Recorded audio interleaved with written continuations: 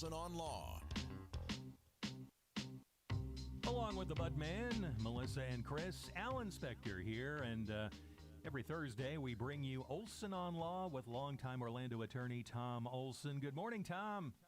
Good morning, Alan and crew and WFLA listeners. You know, we've been talking about in the news with the pandemic continuing in Orlando and Florida being more open than a lot of other states. We're attracting a lot of visitors and a lot of people who want to move here. It's creating a hot housing market, whether you're buying or selling a home.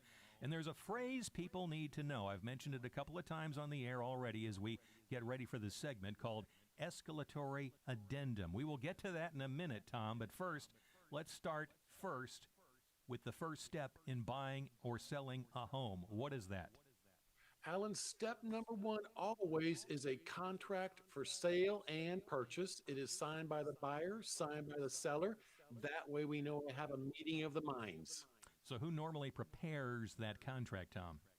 So if there's a real estate agent involved, normally the real estate agent prepares it, and normally it is the buyer or the buyer's agent that actually prepares the contract, presents that offer to the sellers. All right, and now we get to that important phrase, which is why buyers, what they're doing to be more successful in having their offer accepted, and it is escalatory addendum. I have never heard of this until you sent me the note on email about this, Tom. What exactly is it, and why do we need to know about it? Well, the reason we need to know about it is that it is a seller's market. There's more demand than there is supply. So often when a seller lists a property for sale these days, they have multiple offers within hours or a day. And so if you're trying to buy a piece of property, you want to make your offer stand out and hopefully have it accepted by the seller.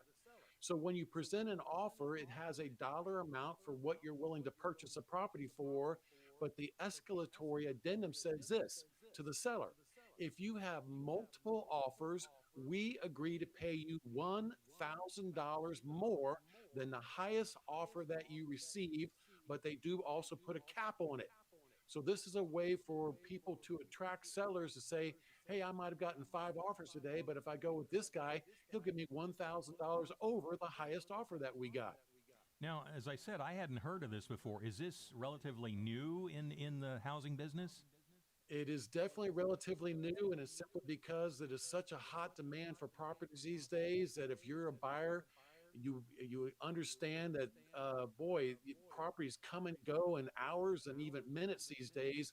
So if you want to get a piece of property, you got to think of something outside the box to make your offer acceptable to the sellers. And this escalatory clause is certainly becoming much more popular. So this is something that wouldn't automatically be included. It's something you need to make sure is included, right?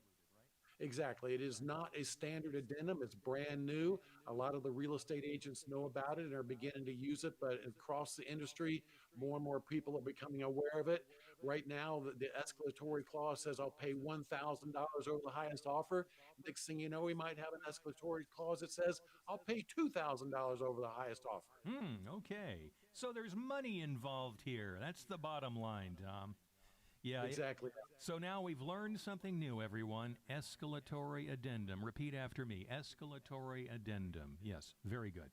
If you have legal questions, Tom will be happy to answer them this Saturday on Olson on Law.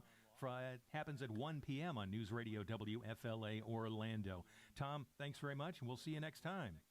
Thank you, Alan. And remember, for all of your legal needs, call the Olson Law Group in Orlando.